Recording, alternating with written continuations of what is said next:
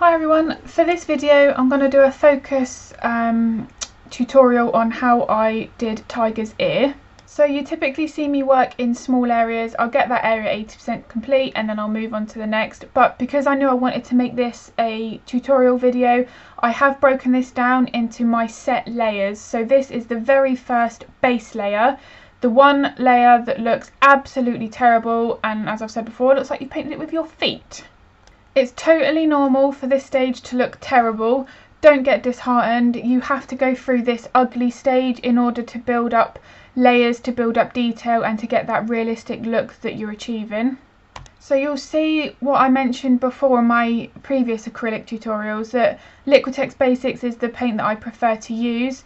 It is very transparent and translucent. You can see here that it goes down quite, I guess, messy. It's perfect for glazes, which is why I put up with this base layer. It can be a little bit frustrating. You would maybe want something that was more opaque, but in the long run this paint works well for the techniques and the finishing look that I want. So I'm using a slightly larger brush than you'll typically see. I wanted this base layer to go down more quickly because there was less subtle variations between these base layer tones. So this is a Dowler and Rowney round size 6. So all I'm doing is blocking in where my basic shades and my basic colours are. So I'm still paying really close attention to my reference photo. I'm not going in with one set base colour, as you can see. I'm really paying close attention to the colours that are furthest away. So the colours that are closest to the skin is what I am painting now.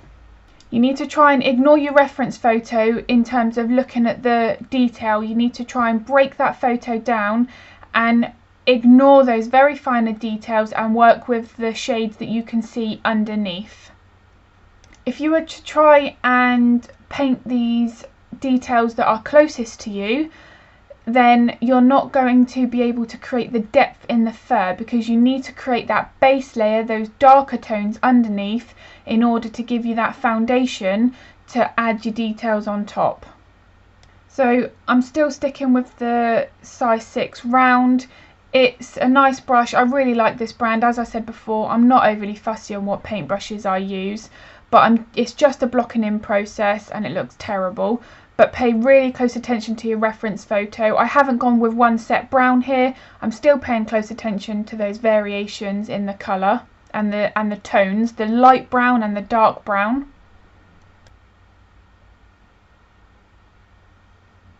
So this is layer 2, and this is where I start to build my midtones and define my midtones. So again, paying close attention to my reference photo, but this is just basically refining your base layer. That's all it is. Again, this layer isn't particularly pretty, but with Liquitex Basics, this is the layer that's going to smooth out your base tone.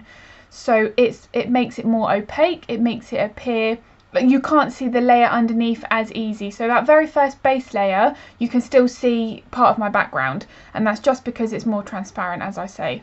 So this layer is just making that next layer to block out more of that base layer that you've just put down, but you're still following where that base is. So here you can see I'm just refining that first layer. Again, still using the size 6 round, paying really close attention to my reference photos, and I'm still doing my brush strokes in the direction that the detailed fur layers, which you'll see later on in the video, will go. So pay really close attention to the direction of the fur even at this stage, because it's these base layers is what will help the flow of the fur. Obviously ears, hands, anything like that, it's rather a lot of shapes rather than detailed, especially in these first layers. So as I've mentioned before, a tip is, if you're struggling with something like this, because it is more about abstract shapes than details, turn your artwork upside down and your brain will be forced to see the shapes for what they are, rather than your brain thinking that you know what an ear looks like and that's how you're gonna start to paint it. So here I'm adding that transition colour. Where the darker edge to the left side of the ear, there's a transition where the shadow and the curl of the ear is captured before it gets round to the lighter greys. And there I've just put in my darkest area. So this right side of the ear had more of the highlight, so you'll see I'll go in with a lighter grey, just refining where these differences in shapes are going to be, because that's all it is at this stage, it's just shapes. It may not make sense at all, but it's just paying really close attention to your reference photo. A top tip, if you are struggling to see what these layers that are furthest away from you are, a tip is if you have an editing software, blur your image. So add a Gaussian blur, and you don't want it super blurry, but you want it so that you don't see the details, and that will help for your brain to see the base colours rather than looking at that photo and saying, right, well, that's where the details are, because at this stage you need to ignore the details completely.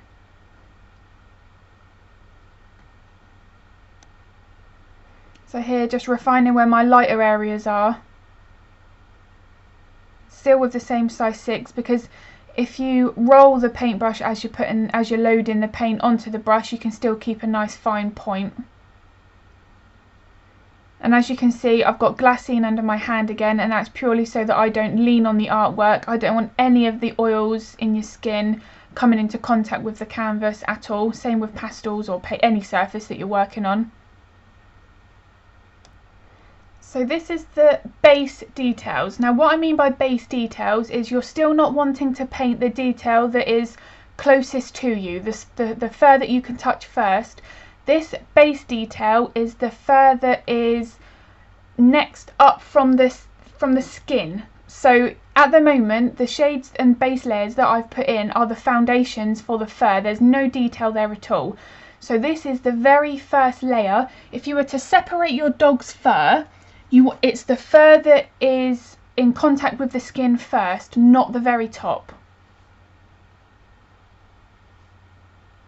So here I am using my Daler & Rowney liner brush to add these, and that's purely because I like to get a chiselled edge on my paintbrush by pulling it towards me, flipping it over and then doing the same movement again, and that'll create a nice fine tip to your paintbrush. And it's just so that I can make sure I capture the direction of the fur, because the fur in the ear here, they're short and sometimes they can go in different directions, so you want to make sure that you capture that, because this ear, it arches in at the base, at the pink area in the middle, and then curves its way out as it comes to the outer edge of the ear. If you were to draw all your paint strokes in the same direction, you will make the ear look like it's curving right round back towards you, and that's obviously not how it looks. So I'm working on my browns, breaking it down. Although I'm doing for this video layer by layer, I'm still working on smaller areas. So once I'd got the brown in, I've now letting that dry, and I'm now going to be working, as you can see here, on this lighter area in the bottom. And I can add darker tones on top of your lights, that's absolutely fine, because although it's your lighter colours, that doesn't mean that it's a next layer on top that it's closest to you. You might have a lighter base colour, and then as you can see on the bottom of the ear, those darker fur strokes are then on top of the white. So it's about looking at your reference photo and breaking down what you can see. I'm going to try and actually, maybe I can demonstrate it on my dog, how I break down the fur into different layers.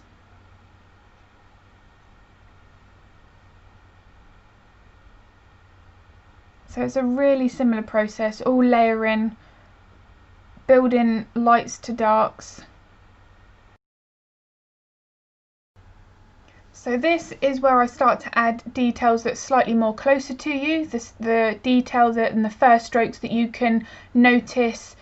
When you look at the photo, you notice those details. That's now what I'm aiming for.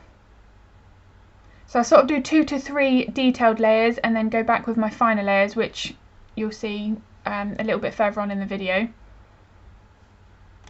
So this is where you need to start paying attention to the varying lights and darks of the details on top. So here I'm adding the brighter highlights, and then you can also then go and reinforce your shadows and make those darker, because it's when you're adding these lighter details that you might realise that the darker area in shadow needs to be darker, because it's capturing this contrast, this lights to darks, darks to light, that will make your portrait more realistic than the colour. You don't want your portrait to be flat and all one tone, one mid-tone. So you can see that I still favour the smaller brushes. So this is actually a Winsor Newton paintbrush, and it's got a really small set of bristles, so I can get even finer details. And as long as you roll the brush as you're putting it through the paint to load it, you can get an even finer detail. Now you don't want a lot of paint on your paintbrush, because what will happen is when you go to put that paintbrush and it touches the canvas, it will almost create like a blob and then your line. So if you do find that's happening, load up your paintbrush and just dab it ever so slightly on a paper towel, and then you shouldn't have that problem. So now I'm starting to add the lighter highlights, paying really close attention to the flow and the direction, the curve. It's these sorts of layers that I find the most enjoyable. The base layers can be really tedious, but once you start building the details and you can see what you're drawing coming to life and it's looking more like the reference photo, that's the part that I find the most satisfying, the most bit I get the most enjoyment out of. And it's actually difficult for me to work on this in each layer, because as you know, I work in small areas and then get that bit up to the 80% complete, so I found this a bit of a challenge. So layer 5 is where I now start to add the finer details. So this is more of the details which is very, the first thing you notice when you look at a dog, when you look at your photo. Once I've got this layer done, this is where I would, once the portrait was finished to this level, that's when you would start adding whiskers, because obviously they're the very last thing that you would add. But here, this is where I am just making sure that my lights are light enough. So here I've added in the reflection and the where this back part of the ear is catching the light. Now on this layer, what I will also do is make sure that I don't have any harsh lines. So what I'm doing now is making sure that those very fine fur details are overlapping the background. You really don't want a harsh line, because it does look then like your subject's just stuck on the canvas. You want it to be part of the background, even if, like this portrait where I have faded out the chest, you don't want any harsh lines. And this is also why I do the background first, because if you were to do your subject and then you block in your background afterwards, you can create like a halo effect, and I just don't think it looks as realistic and as natural. So I always do my background first. This I use my airbrush, which I know I mentioned before. I'll do a tutorial on how I use my airbrush in my setup as well.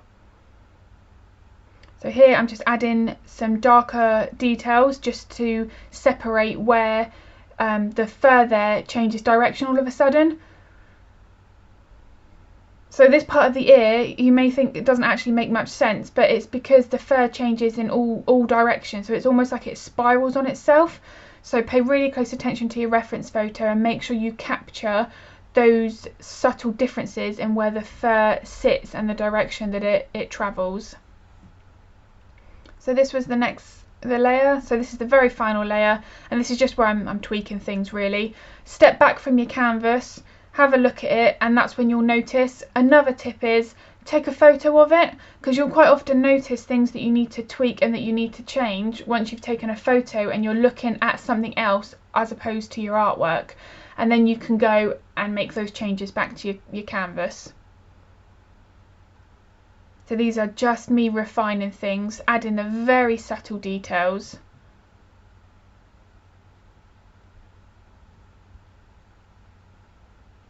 It's these very final details which will make it your portrait, realistic, but these details make it that much more realistic. Really light hand with the brush, because the more pressure you put on the paintbrush, the thicker your line will be. So here's the finished portrait. This was 12 by 16 inches on a pre-stretched canvas. I really hope that this video was of use. Don't forget to pop any suggestions in the comments below of any other topics you might like me to cover. And as always, if you could like the video, because it really does help, don't forget to subscribe, hit the bell button for notifications of future content, and I'll next be uploading on Saturday. Bye!